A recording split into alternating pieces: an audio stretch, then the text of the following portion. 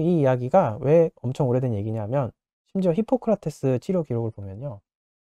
관절염 환자한테서 그 충치가 있는 치아를 발치를 했더니 관절염이 나았다. 이런 기록들이 있어요. 그래서 굉장히 이게 인류사에서 오래된 이야기입니다. 특히나 이제 서양의학에서는 특히나 이런 얘기가 오래전부터 있었던 것 같아요. 그래서 1900년대 초반을 보면은 실제로 이게 어디 아프다 그러면은 여기에 너무 이제 이 이론이 그때 한때 굉장히 유행했던 적이 있어요. 이게 병소 감염 이론인데 이런 뭐 무슨 병이 걸리든 치아를 막 뽑아버리는 생리를 뽑아버리는 치료들이 굉장히 성행했었다고 합니다. 그래서 그게 너무 지나치다 보니까 문제가 되면서 오히려 역효과로 이게 너무 이제 강조가 안 되는 쪽으로 된 것 같아요. 오히려 현대에는.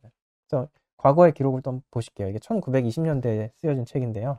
아카이브가 공개가 돼 있어서 제가 한번 사진을 꼭 같이 보여드리면 좋겠다 해서 찾았어요. 그래서 여기 굉장히 이 책에 굉장히 이런 사례가 많이 나와 있어요. 이게 벌써 케이스 넘버 700번이잖아요.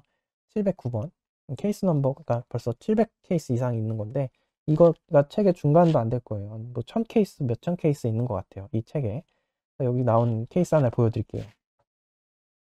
이분은 47세 여성인데 심한 전신관절염으로 6년째 침상 생활을 하고 몸을 제대로 움직이지도 못하던 분인데 치아 발치를 해서 문제가 되는 충치를 제거를 했더니 3개월 후에 지팡이로 걸을 수 있게 되었대요. 그리고 이 뒷장을 보면은 아예 지팡이도 나중엔 안 짚게 되었다고 되어 있습니다.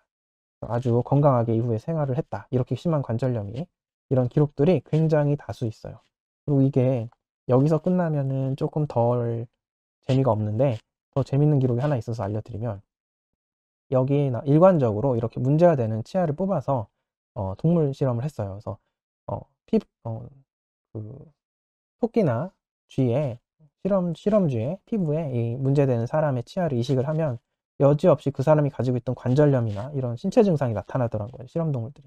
그리고 보통 나온 실험 동물들이 한 2주 안에 죽었다고 해요. 그래서 굉장히 이런 기록들이 적나라하게 초기 기록에 많이 나와 있습니다.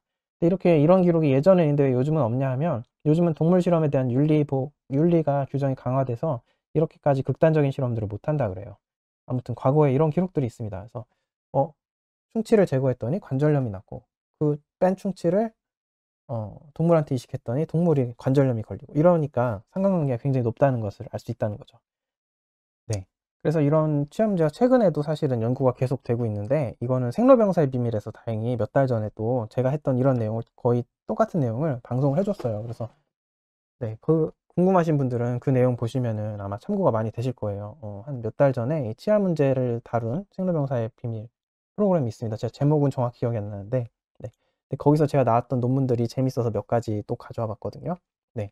이거는 국내 성모병원에서 한 연구인데요. 류마티스 모델 쥐를 대상으로 한 실험이에요. 그래서 류마티스 쥐를 만들고, 이렇게 거기다가 진지발리스라고 하는 대표적인 치아 세균을 감염을 시켰더니 류마티스 증상이 이렇게 훨씬 더 심해지더라.